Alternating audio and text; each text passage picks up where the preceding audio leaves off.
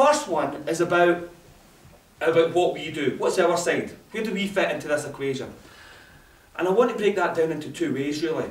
The first one is that there has always been an argument that against Israel, the slogan should be Arab unity.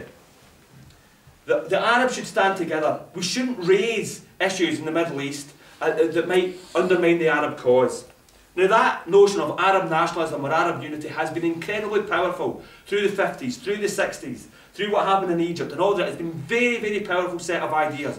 Don't open up any social conflicts within Egypt. Don't talk about the role of the governments of Egypt or Syria or Saudi or whatever. We have to stand in unity as Arabs against Israel as the greater power. But there's a couple of problems I think that Gaza has really revealed in that, and it's the way in which the military problem in Gaza has also tied in with something else. The first one is the military problem. You see, in terms of Gaza, in terms of Arab unity in support of the Palestinians, then there was an obvious demand. And that obvious demand was the Palestinians could get out of Gaza if they'd opened up the Rafah gates. Who was closing the Rafah gates? The Egyptian regime of Hassan Mubarak. When the Palestinians in the Gaza were trying to get out of the Gaza Strip, they were confronted by armed police who were firing on them. Was that Israeli armed police? Unfortunately, it was Egyptian armed police who were forcing them back into the Gaza. The day before the attack started in the Gaza, who was Hassan Mubarak meeting? Lavalette, the Foreign Secretary of Israel. There's a terrible picture from Christmas Day of them shaking hands and canoodling and doing whatever, days before the launch of the attack in Gaza. So if we want to start thinking about who's got responsibility here, of course, the Israelis have got responsibility for their war crimes.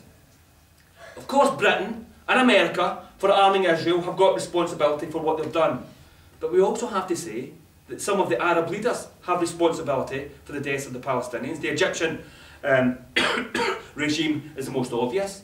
But where around the Arab world did any of the Arab states come to the aid of the Palestinians of Gaza? I don't think that happened. The second thing that's linked to that is at the same time as the attack in Gaza was happening, there was a report revealed from the Kuwaiti Investment Trust.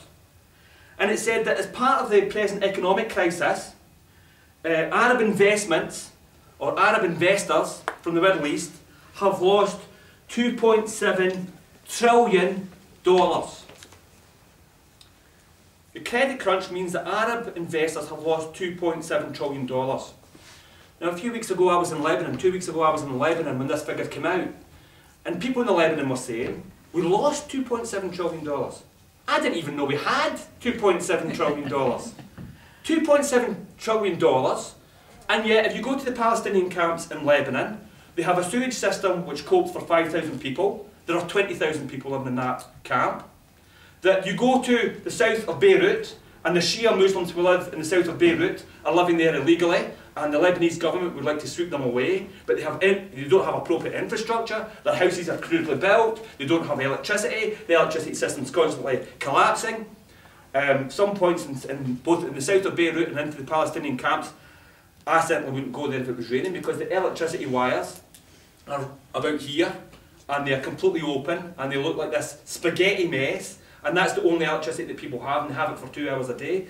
And not surprisingly, when it rains, large numbers of people get electrocuted. So 2.7 trillion is just what they lost in the credit crunch. Why hasn't that money been spent by those Arab rulers on the living conditions of ordinary Arabs across the region? In Egypt, in Lebanon, in Syria, in Iraq before the war, and even if you go across the West Bank, there are people who live in the most desperate circumstances of poverty, and there are a small minority of people who have managed to enrich themselves while at the same time making various kind of deals, either with the Americans or living in peace with Israel, and therefore they have enriched themselves while being more than happy to come to accommodation with the existing state set up in that part of the world. So it seems to me that the whole question of Arab unity needs to address these issues. And the final point really about that is this, is that how can we get freedom for Palestine, freedom for Gaza? Now, there's a huge pull in Palestine, in Lebanon, to say that the way to do this is through the rocket and the gun. And let me make it absolutely clear, I under no circumstances criticise those people who fired a few rockets or took up guns against the State of Israel. When your land is under occupation, you have the right to resist, and you have the right to resist in whatever way you see fit. Right? That's absolutely clear. But at the same time, if we are going to get down to a war between rockets, you have to say that the rockets that Hamas and the People's Front for the Liberation of Palestine and the Al-Aqsa Brigades, the rockets that they launched from the Gaza Strip were, quite frankly, not that much different from the rockets that get launched here on New Year's Day. You know, they make a big noise, but they really don't address the nature of the Israeli state, and they don't take on the Israeli military forces in any way. Israel is the 4th largest military regime in the world. How can a few Kalashnikovs and AK-47s and a few homemade rockets take on the might of that force? I defend people's right to do that. I defend their right to do that there, but I don't think it's a strategy which can lead to winning. But there is a strategy, I think, which can deal with those problems in the Middle East, and that comes from a slogan that was developed by people in the Socialist Workers' Party tradition several years ago, a man called Tony Cliff, and he said that freedom for Palestine will come through Cairo.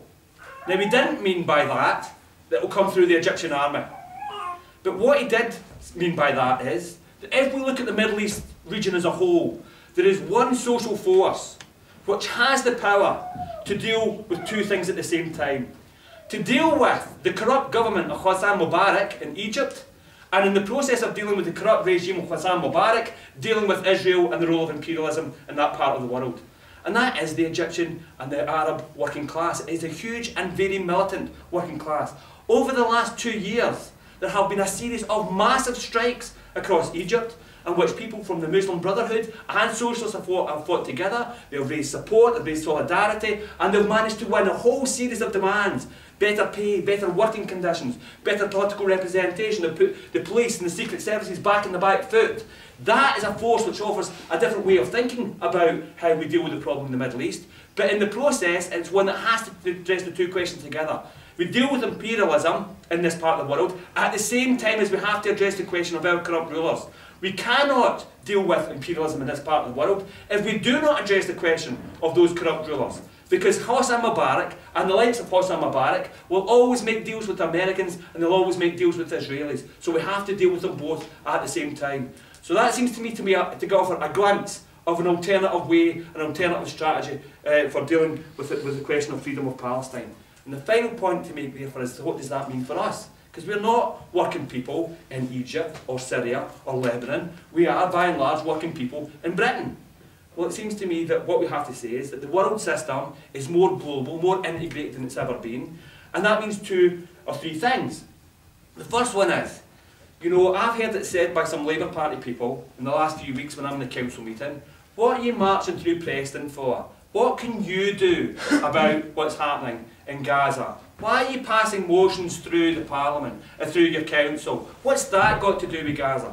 My answer to that is very simple at the first level, which is that every time that we marched over the last few weeks, it was covered on Al Jazeera, it was covered on Press TV, it was even covered in some of the BBC international programmes, and 200 million Arabs knew that they were not alone. 200 million Arabs knew that there was people in the heart of the beast, right, in Britain and America, who were demonstrating in support of the people of Palestine. So every time we marched, it was a very obvious sign of solidarity, and it was shown to the Arab people that not everybody in Britain supports Israel. Actually, there are vast numbers of people who support the Palestinian cause. If that was the only thing we did, that was important in and of itself. The second thing, of course, is that if we live in an integrated system, then that means that we also have to deal with our rulers. So as the Egyptian trade unionists deal with Mubarak, it's up to us to deal with Brown. Anything that we can do to force the demise of the ruling parties in this country is a victory not only for working people here, but it's also a victory for working people in Egypt, for the Palestinian cause, for the Iraqi resistance, whatever. Britain, like America, has been at the heart of the imperial project, so any time that we can inflict any kind of defeat on them, it therefore undermines their cause, and it strengthens our cause in that way. And therefore the third thing is that the struggle for Palestinian freedom takes place in Palestine primarily, it takes part in the Arab world secondly, but we can be part and parcel of that process. Every time we march, every time the students occupy, every time we raise an argument, it's part of a process which is shift political opinion in this country.